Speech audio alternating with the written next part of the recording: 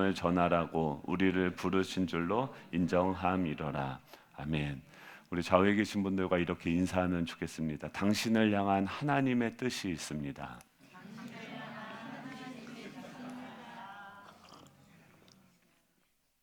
네, 한 번 더 할까요? 거절도 사랑입니다. 네. 네, 하나님은요 때로 우리가 예측하지 못한 길로 인도를 하십니다. 지난 시간에 보면 바나바와 바울이 헤어진 그 사건을 보게 되어졌죠. 원래 바울은요 바나바와 헤어질 생각이 전혀 없었습니다. 2차 전도 여행을 가자고 지금 요청하면서 우리가 1차 전도 여행을 하면서 예수님을 믿었던 사람들이 있지 않냐? 그들에게 우리가 결정된 이 사안들을 가지고 다시 전하고 또 그들을 말씀을 가르치면서 다시 세우는 일들을 하자라고 바울이 바나바에게 전도 여행을 가자고 요청을 합니다. 그런데 그 건에 대해서는 동의가 되어졌는데 이 마가라고 하는 그 요한을 데려갈 것인가 말 것인가 거기서 이견을 갖게 되어졌고 그들은 다투게 되어졌고 결과적으로는 그들은 따로 헤어져서 따로 선교 여행을 가게 되어집니다.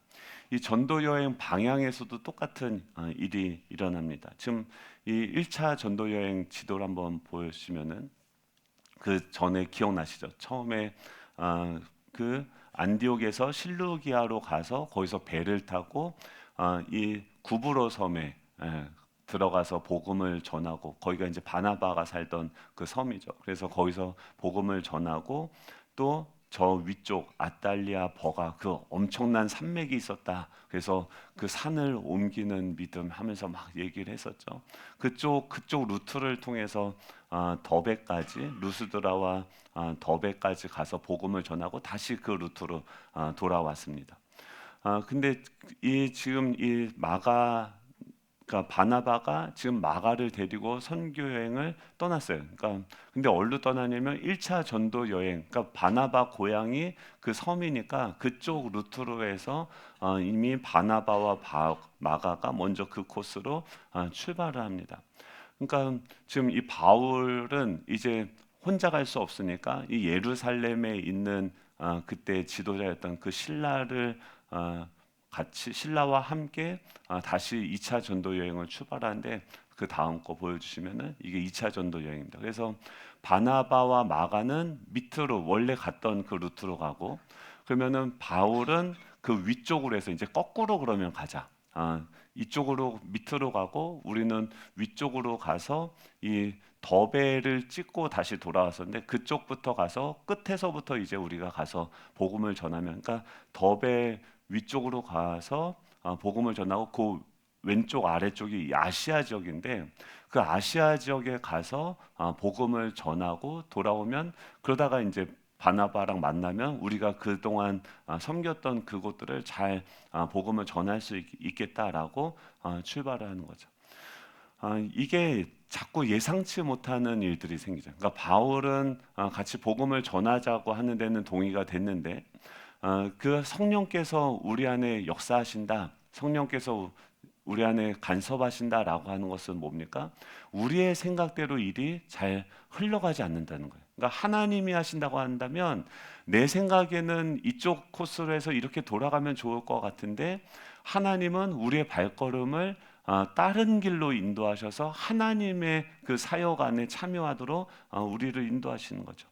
그래서 지금 이 바나바 바울이 이제 그곳에 갑니다. 위쪽으로 올라가는데 루스드라 지역에 그러니까 사도행전 15장 40절에 보면 바울은 신라를 택한 후에 형제들에게 주의 은혜의 부탁함을 받고 떠납니다. 그래서 이 바울이 신라와 함께 형제들에게 우리를 위해서 기도해 달라라고 한 다음에 파송을 받아서 떠나는 거죠. 그리고 41절에 보면 수리아와 길리기아 지역으로 다니면서 교회들을 견고하게 했다라고 이야기합니다. 그 위쪽 지역을 이야기하는 것입니다.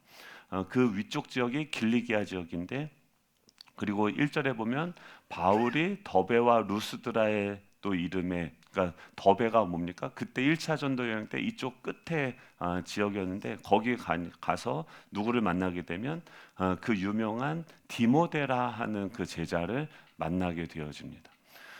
지금 전혀 예상하지 못했던 루트로 지금 전도 여행을 떠났고 또 거기 가서 하나님이 예비하신 전혀 생각하지 못했던 동역자를 만나게 되어집니다. 그러니까 이 말은 뭐냐면 성령께서는 그냥 즉흥적으로 일을 하시는 분이 아니라 우리를 위해서 미리 준비하시고 예비하시면서 그 하나님께서 예비하신 그러니까 은혜를 준비해 놓으셨어요. 그 은혜를 예비하신 곳으로 우리를 인도하시기 위해서 우리 편에서는 어떻게 합니까? 내가 계획한 대로가 아니라 내가 예측하는 대로가 아니라 하나님이 예비하신 대로 우리의 삶을 인도해 가신다라고 하는 것이죠.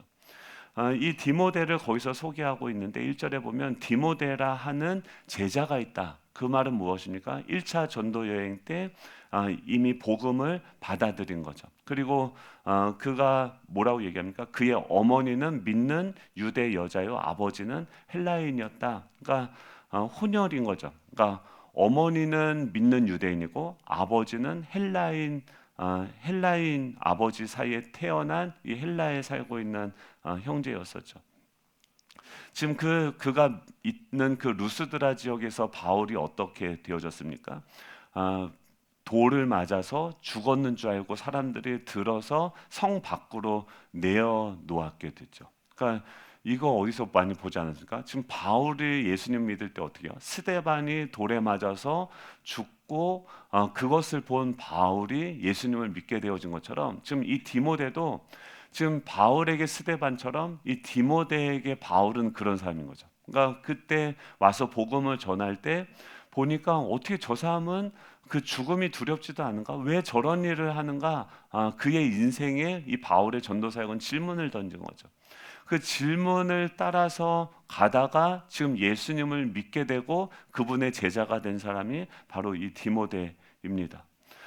그래서 이 3절에 보면 바울이 이제 그 예수님의 제자가 된 그 디모데를 데리고서 떠나고자 하는데 그 지역에 있는 유대인으로 말미암아서 지금 그를 데려다가 할례를 행한다라고 얘기해요. 지금 왜 할례를 행하냐면 그 지역에 있는 유대인으로 말미암아서 그를 데려다가 할례를 행한대요. 그러니까 사도 바울은 지금 앞으로 어떤 사역을 하려고 생각하냐면 대상이 누굽니까? 유대인인 거예요. 그래서 뭐 아무리 봐도 그렇지 않습니까? 바울은 바리새인 중에 바리새인이고 율법의 전문가예요. 누구보다도 이 율법을 잘 해석하고 또 전문적인 교육을 받은 사람입니다. 그렇다고 한다면 이 바울이 어디서 사역하는 게 가장 효율적일까요?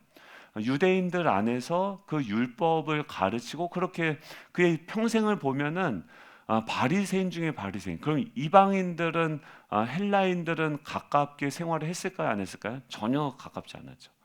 근데 지금 그 바울은 그래서 지금 뭘 하냐면 디모데에게 할례를 행해요. 할례가 뭐냐면 포경 수술을 말하죠. 그러니까 일부는 그래도 다 교회 다니신 지 어느 정도 되셨기 때문에 이해하시는데 지금 그건 뭐냐면 유대인이 되었다는 표식이 바로 할례였습니다. 근데 지난번에 회의한 게 뭡니까? 이제 이방인들에게 할례라든지 율법에서 얘기하는 그 성의를 지키도록 우리가 강요하지 않겠다라는 것을 결의를 했어요. 근데 그 결의를 하고 그 기쁜 소식을 전하려고 하는 이 바울이 왜 디모데에게 굳이 할례를 행하게 하는가? 이 바울이 이중적인 사람인가? 그게 아니죠. 지금 뭐 때문에요? 그곳에 있는 유대인들로 말미암아. 그러니까 아무리 우리가 자유가 있지만 유대인들에게 복음을 전하려면 가는 곳마다 지금 여기는 혼혈이고 그 사람들은 또 할례를 행하지 않은 것 때문에 불편할 수가 있으니까 그 불편할 요소들을 미리 다 제거하자. 그러니까 사도 바울이 사역을 할 때 그 사역을 준비하는 마음은요 정말 최선을 다해서 100% 어떤 장애물들이 있고 어떤 부분들이 있는지 다 계획하고 준비하고 최선을 다해서 준비하는 거죠. 완벽적인 그 바울의 기질과 그의 사역에 대한 열정을 볼 수 있는 것이죠. 근데 어떻게 되어집니까? 그리고 그 4절에 보면은 여러 성으로 다녀갈새 그렇게 열심히 준비를 해서 이제 여러 성으로 다녀갈새 어떻게 됩니까? 그 사역이 승승장구합니다. 4절에 보면 여러 성으로 다녀갈새 예루살렘에 있는 사도와 장로들이 작정한 규례를 그들에게 주어 지키게 하니 5절에 보면 이에 여러 교회가 믿음이 더 굳건해지고 수가 날마다 늘어났다라고 이야기합니다.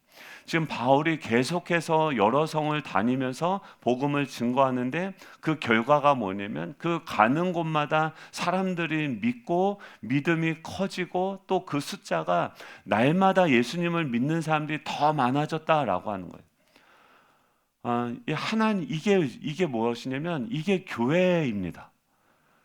교회는 어떤 곳이냐면 하나님이 살아계셔서 계속해서 생명을 부어주시고 죽은 자를 살리고 또 계속해서 그 교회가 움직이는 곳마다 하나님의 역사가 나타나게 되어지는 거죠. 이게 사도행전 교회의 역사이고 또 우리 교회를 향한 하나님의 뜻이고 하나님은 지금도 우리 가운데서 그 살리시는 생명의 사역들을 하고 계시는 것입니다. 이 교회는요, 지금 주님은요 부지런하세요. 졸지도 주무시지도 않고 계속해서 우리 가운데 역사하십니다. 여러분 지난 한 주에 여러분 어떠셨어요? 지금 이제 민전사님 막 이렇게 가니까 예전 처음에 5년 전 생각나십니까? 처음에 여기 와서 찬양인도 하는데 민전사님 여기서 보니까 벌벌 떨고 있더라고요. 야, 제가 깜짝 놀랐어요. 왜 떨지? 5년 전에 저의 모습 기억나십니까? 처음에 우리 여기서 예배 드릴 때 제가 이렇게 강대상이 이렇게 여기 있어서 그 위에 올라가서 이렇게 설교하면 여러분들 모가지가 이렇게 해가지고 설교하던 그때가 기억나십니까? 그때 코로나 오기 전에 거기 막 신발 벗고 들어와야 되고 막 이랬을 때 기억나십니까? 그리고 한 해 한 해 어떤 일이 일어납니까? 변화가 일어났어요. 뭐 공간뿐만이 아니라 우리의 삶에서도 또 우리의 생각에서도 우리 인식 가운데서도 지금 우리가 살아있는 교회다. 지금 살아서 역사하고 계시는 그 주님을 만나고 교제하고 동행한다. 그러면 어떻습니까? 우리 삶에 날마다 변화와 성장이 일어나는 거예요. 생명의 역사가 나타나는 줄로 믿습니다. 작년과 올해가 같습니까? 틀립니까? 달라야 돼요. 10년 전과 오늘이 같아야 됩니까? 달라야 됩니까? 달라야 돼요. 5년 전과 현재가 달라야 되고 우리 안에 계신 그 성령의 생수는 계속해서 솟아나오고 그것이 흘러가서 시내를 이루고 강을 이루어서 이 예전에는 내 신앙 하나 어떻게 할 줄 몰라서 우물쭈물했다고 한다면 이제는 내 안에 이것이 충만해져서 나를 만나는 모든 사람들이 하나님의 은혜를 경험하고 하나님의 살아계심을 경험하는 그런 놀라운 성장의 역사가 나타나야 되는 거죠. 그게 교회예요. 그것이 살아 있습니다. 살아 있으면요, 여러분 내 안에 세포들이 계속해서 자라가고 성장하고 변화되어지는 거예요. 날마다 우리 교회도 이런 날마다 여기서 멈추는 게 아니라 여기서 안주하고 가만히 있는 것이 아니라 여러분 교회는요 계속해서 움직이는 거예요. 계속 성장하는 거예요. 계속 변화되어지는 거예요. 계속해서 내 안에서 새로운 생명들을 얻고 안주하고 머무는 것이 아니라 성장하고 나아갈 수 있는 저와 여러분 되시기를 간절히 소망합니다. 이 바울은요 최선을 다해서 최선의 준비로 지금 그 사역들을 다 감당하고 가는 곳마다 은혜가 흘러가고 생명이 흘러나고 부흥의 역사가 나타났습니다. 그런데 이렇게 열심히 복음을 전하는 지금 이 바울인데 어떤 일이 일어나니까 문제가 생깁니다. 6절이죠. 우리 6절 같이 한번 6절 7절 같이 한번 읽어보겠습니다. 읽겠습니다. 시작. 성령이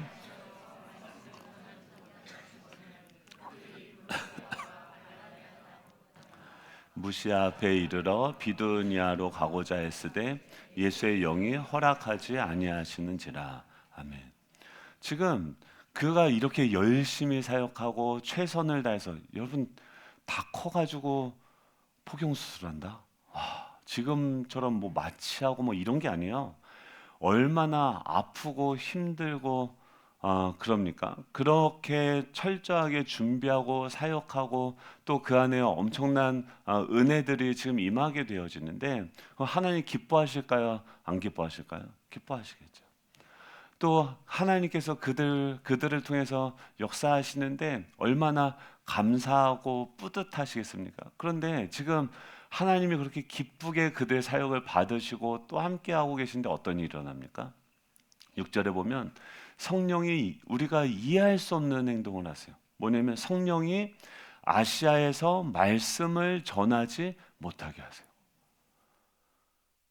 최선을 다해서 사역을 준비하고 나아가는데 지금 다른 뭐 사람들이 만약에 이걸 반대했다고 한다면 이제 반대가 일어나는구나 하면서 또 다른 지역으로 가서 뭐 신나게 뭔가 했을 거예요. 그런데 지금 그렇게 준비가 돼서 최선을 다해서 혼신을 다해서 지금 사역을 하는데 누가 막습니까? 성령이 그 사역을 막으시는 거예요. 이 갈라디아서에서는 지금 이 하나님께서 어떻게 성령이 이것을 막았는가? 갈라디아서 4장 13절 14절에서 뭐라고 얘기하면 갈라디아 지역은 저 위쪽이거든요. 사도 바울이 그쪽 지역을 간 적이 없어요. 근데 지금 여기에서 사도 바울이 그 다 준비하고 아시아로 가서 복음을 전하려고 하는데 다 전혀 다른 지역인 그 갈라디아 지역에 갈라디아서에 뭐라고 되어 있냐면 내가 처음에 육체의 약함으로 말미암아 너희에게 복음을 전한 것을 너희가 아는 바라.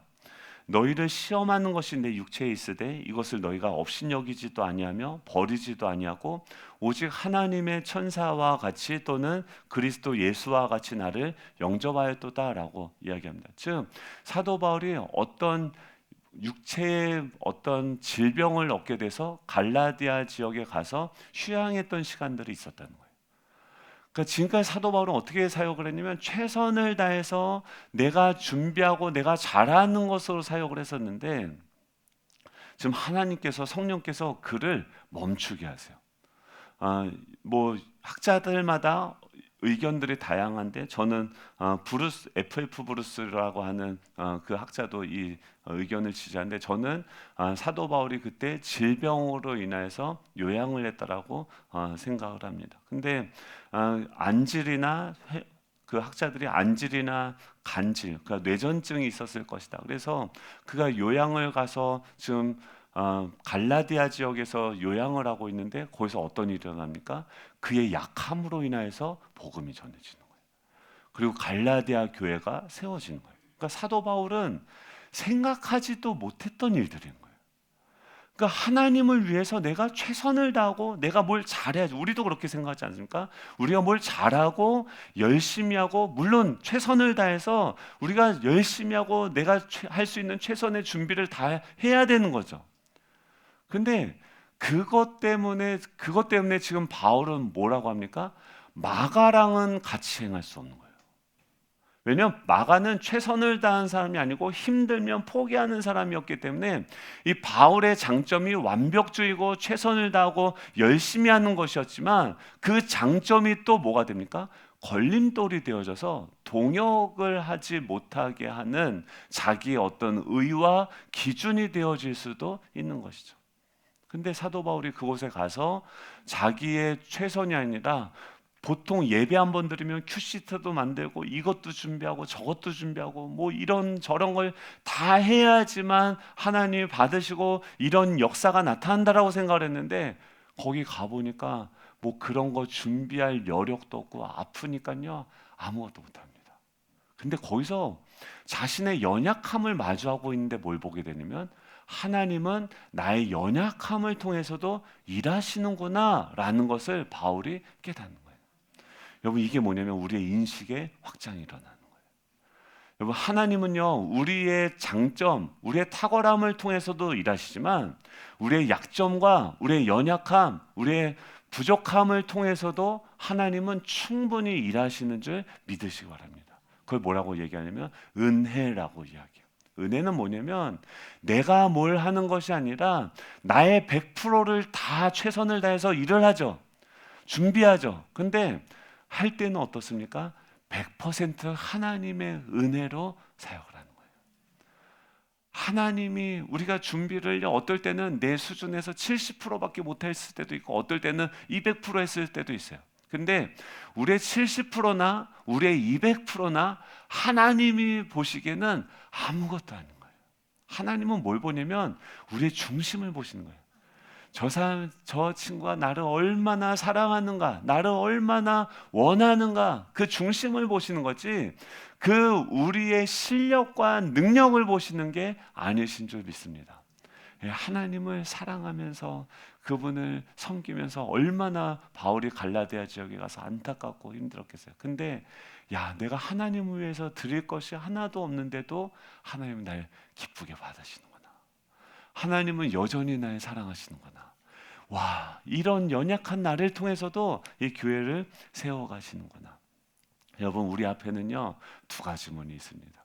하나는 열린 문이 있고 하나는 닫힌 문이 있어요.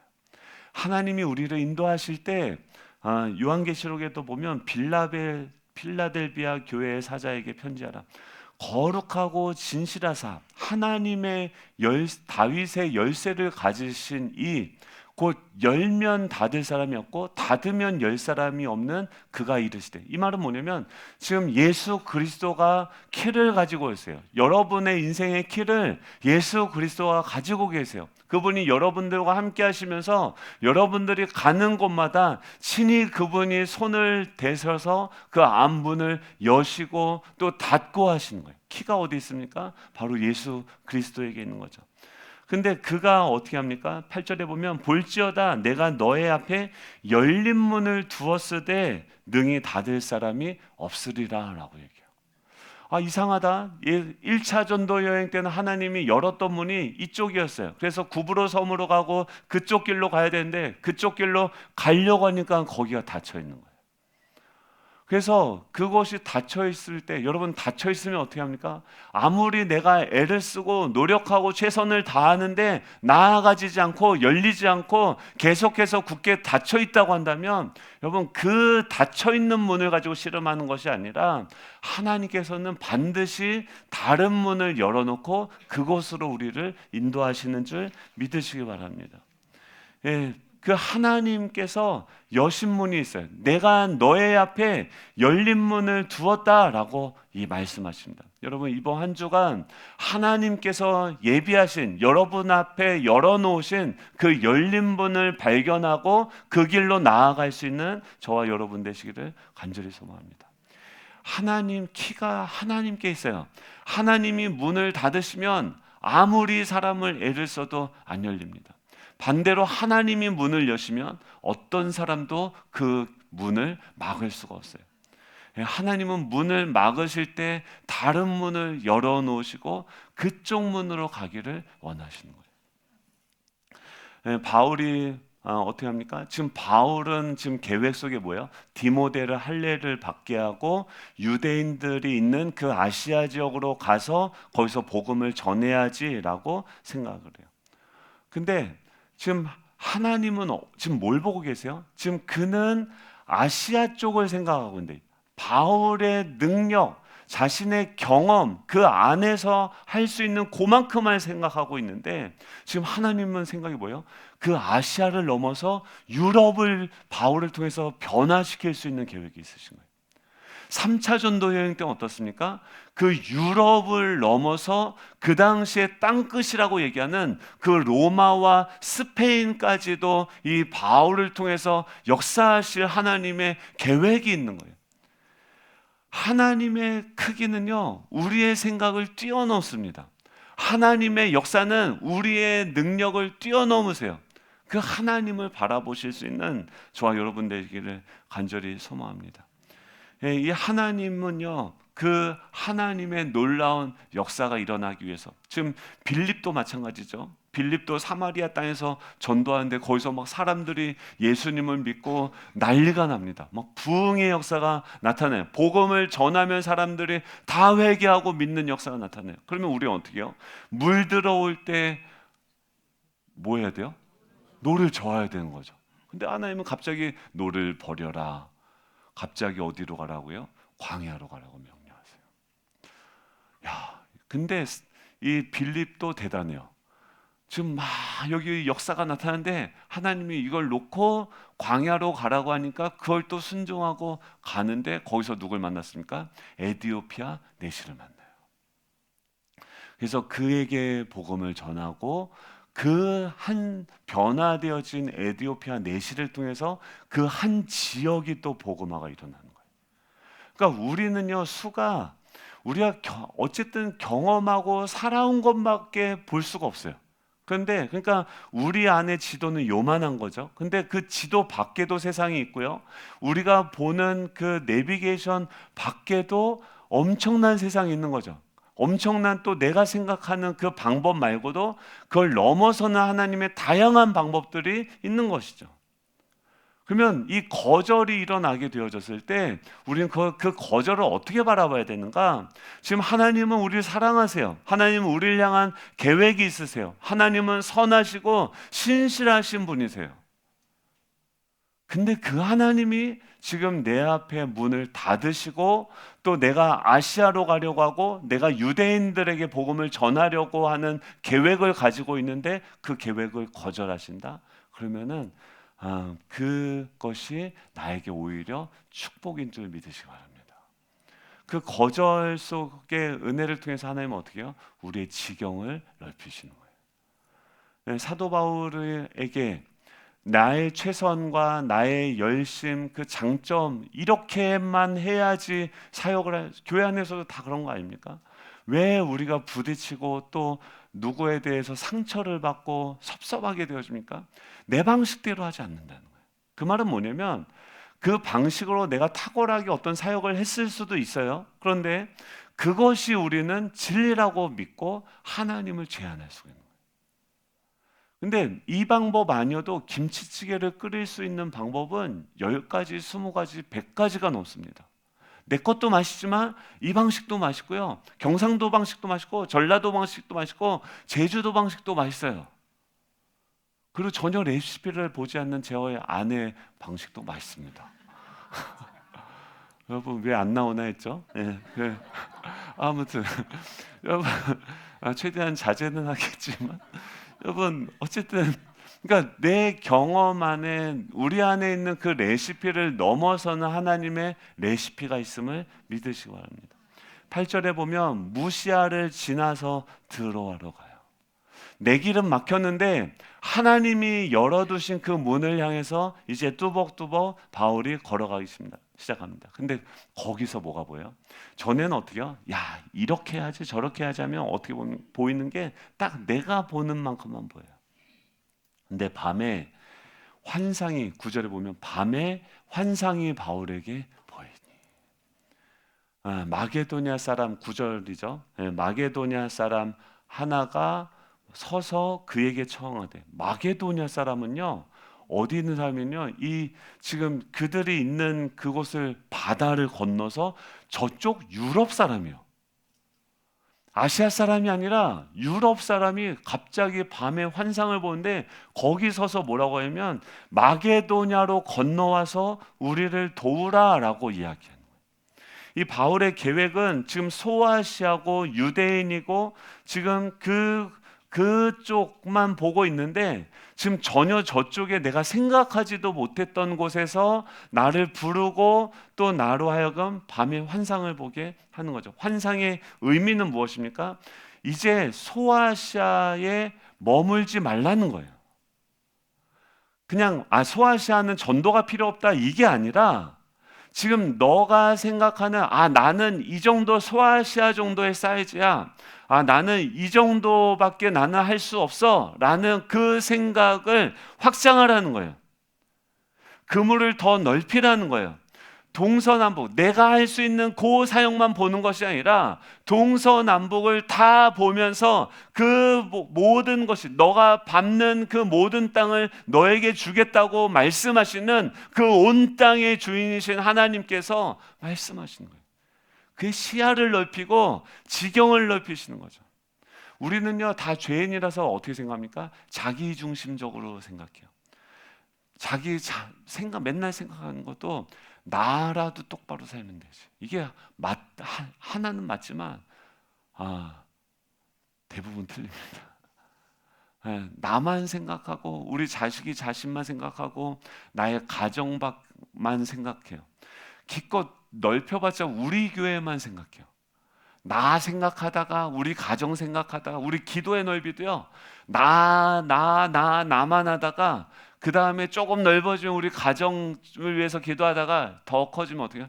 커진 게 우리 교회만 놓고 기도하는 거예요. 그게 뭐예요? 소아시아예요. 내 자신, 우리 가정, 우리 교회만 잘 되면 된다라고 생각하고 그것만 기억하고 기도하는데, 여러분 지금 그 소아시아를 성령께서 가는 길을 막으시고 그곳을 떠나가게 하세요. 마치 아브라함에게 찾아오셔서 본토 친척 아비집을 떠나 내가 너에게 지시하는 땅으로 가라고 말씀하신 것처럼, 내가 익숙하고 내가 잘하고 내가 이 부분은 정말 탁월하게 자신 있어 라고 하는 그것들을 내려놓고 한번 생각해 보세요. 그거를 하면 그것만 하면 교회에서 봉사할 때도 어떻게 해요? 대부분 사람들이 뭐예요? 내가 좋아하는 일만 하려고 그래요. 그러면 근데 교회에서 어떻게 합니까? 저 목사들은 맨날 이상한 취미가 있어서 좋아하는 거는 안 시키고 해보지 않은 것만 시키죠. 여러분 그런 은혜가 있기를 축복합니다. 왜냐하면 거기서 지경이 넓혀지는 거예요. 이것만 하나만 이해하면 되는 게 아니라 행정도 알아야 되고요. 목회자들도 제자 훈련도 해야 되고, 또 설교도 훈련 받아야 되고, 행정도 해봐야 되고, 교구도 해봐야 되고, 다 해봐야 돼요. 근데 신기한 게 뭔지 아세요? 예전에 제자 훈련만 고집하고 그것만 할 때는 전혀 보이지 않던 것들이 교구하면서 보이기 시작하고, 행정하면서 보이기 시작하고, 미디어하면서 보이기 시작해요. 와, 교회가 예전에는 맨날 사역을 해도 나만 생각하고 내가 이것만 얘기했는데, 봤더니 그렇게 얘기하면 미디어 팀에서 불편하고 행정팀은 혼란에 빠지면서 교구에서는 반발할 수 있는 그런 내용들이에요. 근데 어렸을 때 어떻게 합니까? 그거밖에 모르는 거예요. 그리고 그것만 계속 주장하는 거예요. 여러분, 우리의 생각을 하나님께서는 넓히시는 거예요. 소아시아만 생각을 했는데 하나님은 어때요? 그것을 넘어서 유럽을 보게 하시고, 그 지경을 더 넓혀서 로마를 거쳐서 스페인까지 가게 하시는 계획이, 바울을 향한 계획이 하나님 안에 있는 거예요. 나를 향한 계획도 하나님의 생각은 우리의 생각보다 크고 높은 줄 믿으시기 바랍니다. 첫 번째로 하나님의 거절의 은혜는 뭐냐면 우리의 지경을 넓히시는 거예요. 두 번째는 뭐냐면 환상을 보게 따르고, 환상을 보고 환상을 따르게 되어져요. 밤에 뭐가 보이냐면 환상이 보여요. 여러분, 환상이 뭔지 아십니까? 환상 속에, 이건 아니죠. 환상이 뭡니까? 환상은 내가 보는 게 아니에요. 맨날 우리는 뭘 보냐면 내가 보는 걸 가지고 일을 해요.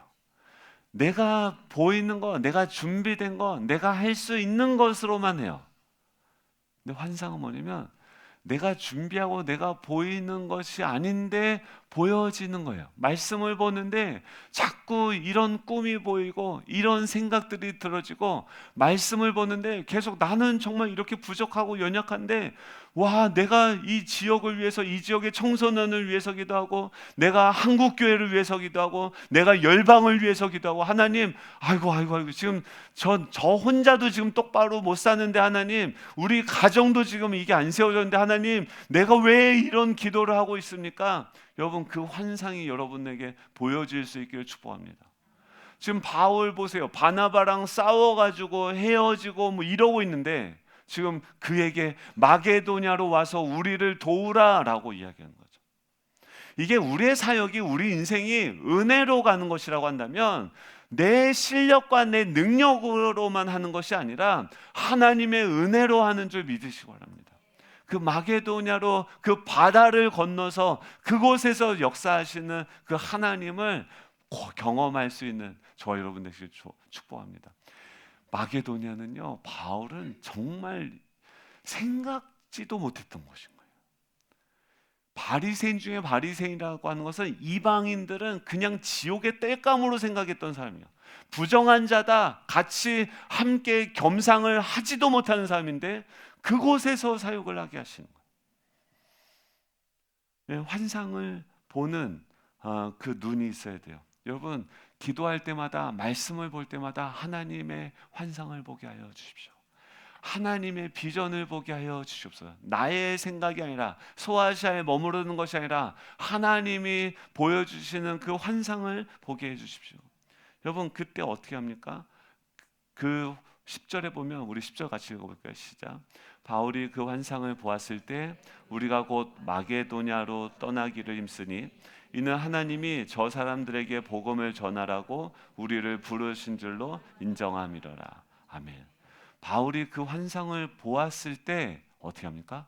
우리가 곧 마게도냐로 떠나기를 힘썼다라고 얘기해요. 이게 바뀌어야 돼요. 하나님이 보여주시면요, 내가 할 수 있다, 못한다가 아니라, 저는 맨날 뭐만 보냐면요, 하나님의 숟가락이 어디로 가지?